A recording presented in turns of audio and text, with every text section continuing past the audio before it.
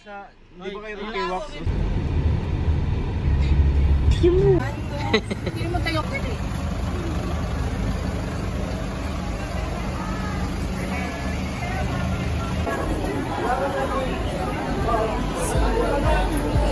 Say, ingat. Tingin ka, baby, ah.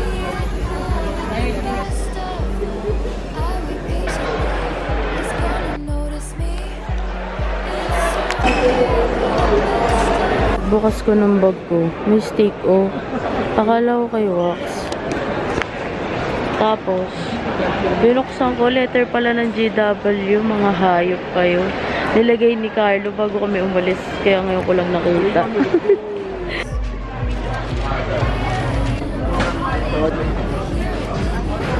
After 2 hours, naka-easy din ako. Grabe. Nahanap ko na lang yung gate ko ngayon. Bumili akong 4 cheese pati chocolate dip doon.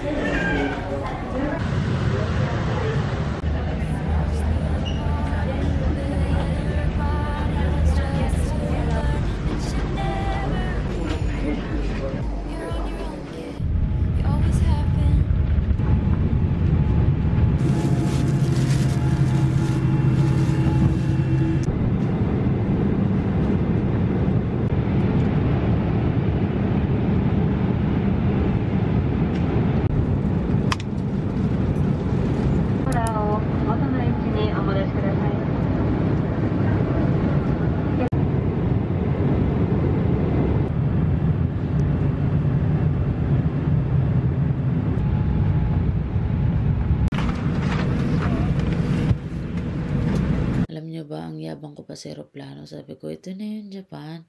Ito na yung lamig na yun.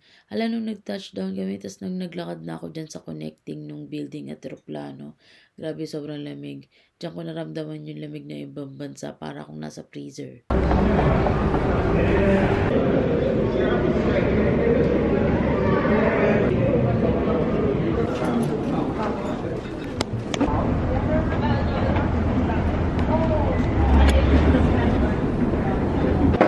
Gate ko, 111.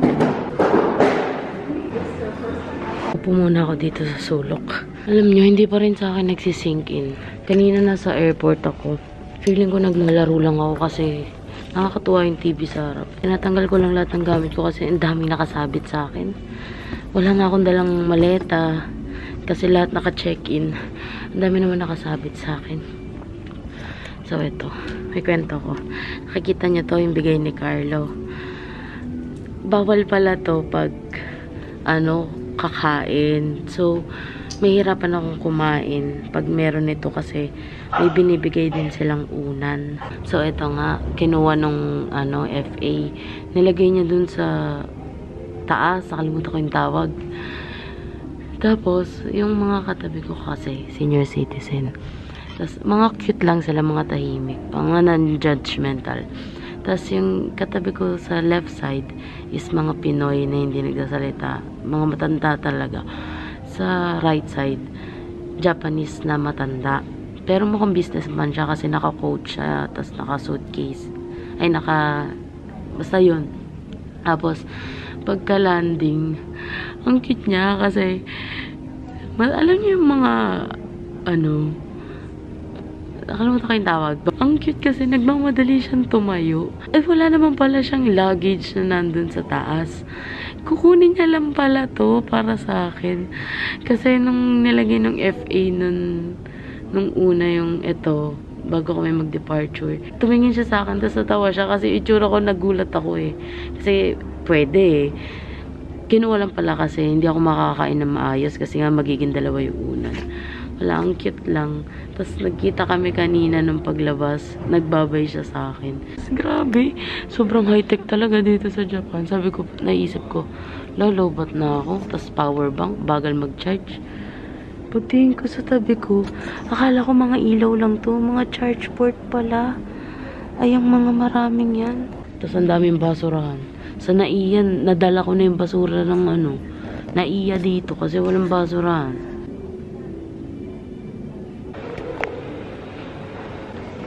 Ito na. Andito na ako sa kantin. Udon. Ayun, ramen. Target lock. Target lock. Ramen. Ay, so nakabili na ako. Nag-pay ako gamit yung dollars ko. Tapos, yung sukli ko, naging yen. Japanese yen. 1,000 yen. Ewan ko kung paano ko ito gagastusin ngayon. Baka mamaya.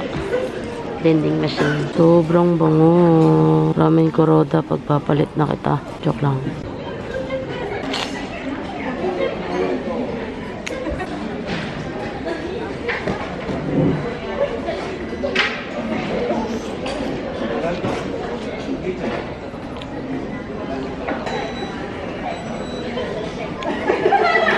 Ramen Kuroda, you're still number 1.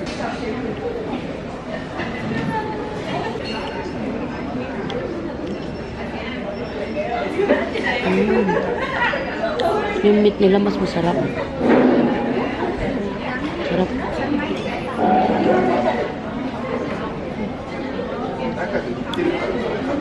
Sobrang sarap ng meat. Tikman natin yung egg. Yung itsura niya para siyang itlog na pula. Okay lang. Yung meat yung masarap. Naghahanap akong chopstick. Chopstick. Ito. Wala, ang dami. Pwede ko ito bilhin, no? Kaso ang laki. Ang daming chocolate kila mama. Pampasalubong sana. Hindi ko alam bibiling ko ito. Hindi ko na bibiling ko.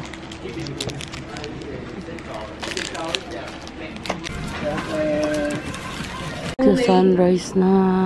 Ito yung nabili ko. Dapat, ubusin ko na lahat ng ko doon. Yen. Kaso, naalala ko, hindi pa pala ako umiinom ng tubig. So, ito ngayon, vending machine. Iniisip ko kasi, pag sinut ko dun yung 1,000 ko, bibigyan kaya akong sukle. Feeling ko bibigyan ako sukle kasi syempre Japan to. Sobrang cute ng vending machine.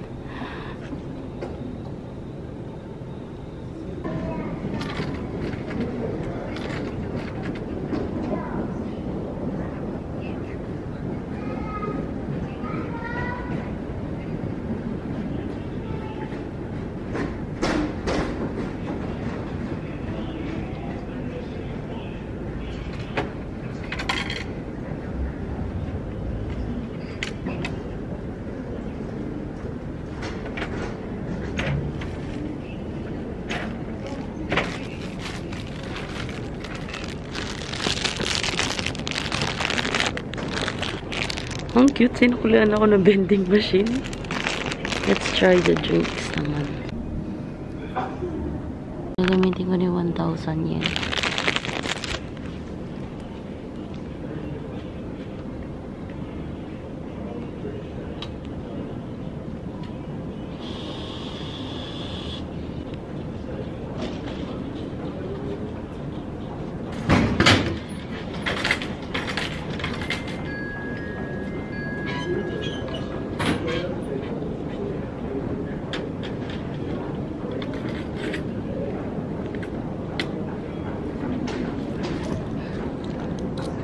Ay, ang dami ko sukli. Hindi ko alam paano ko ito gagastusin. Hindi muna ako problema paano ko uubusin yung yen na yan. Kasi feeling ko dito rin ako magle-layover pag umuwi ako sa Pinas. Ang saya mag-vending machine. Pabalik na ako sa spot ko. Ito walang tao. Dito ako tatambay. Pero nakakatuwa panoorin yung mga aeroplano dito. Hindi ko lang na-videohan yung reaction ko kanina habang kumakain. Pero habang kumakain kasi nanonood akong vlog ni Kong TV. Tapos, gulat na gulat ako kasi yung mga ads ko sa YouTube, naka-Japanese siya. Wala, dun lang nagsingin sa akin. Nasa Japan nga pala ako. Toilets are located at the end of the corridor on your left. Ay. Cute naman ng faucet.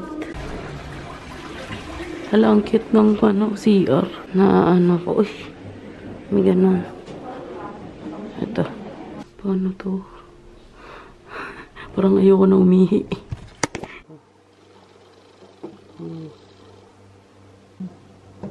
Anong halaman? Bumalik ako dito sa inupuan ko.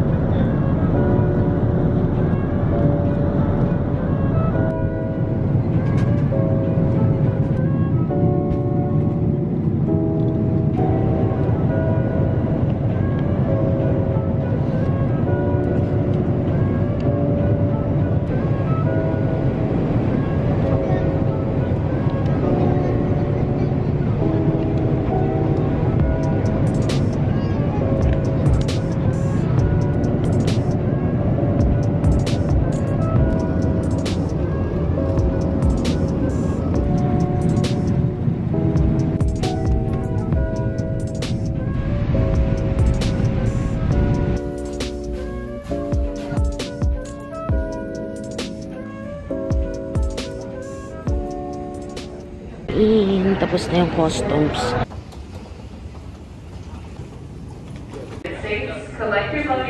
Alam nyo, grabe yung stress ko sa airport na to. Ngayon, hindi na nga ako nakapag-camera. Phone lang gamit ko. Magte-train ako kasi hindi ko rin alam. Ito, Diyos ko, tinan nyo yung itsura ko. Tinan nyo naman yung jacket ko, hindi ko na naayos. Please do not block the doors.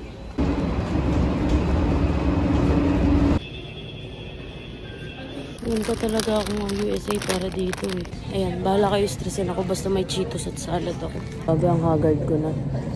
Sa Japan pa skincare pa ako to kill time. Lakad na naman ako. Kasi nagbago na naman yung gate. Muli ko. Velvet Teddy. Kasi, tingin lang dat ako. Eh, alam ko $23 to. Naka 40% off. $9 lang. Kaya binili ko na. Kasi, marami naman akong pocket money dito kasi hindi ako nagbibili. Para rin may ano ako souvenir sa airport na to. Diyos ko, airport na to.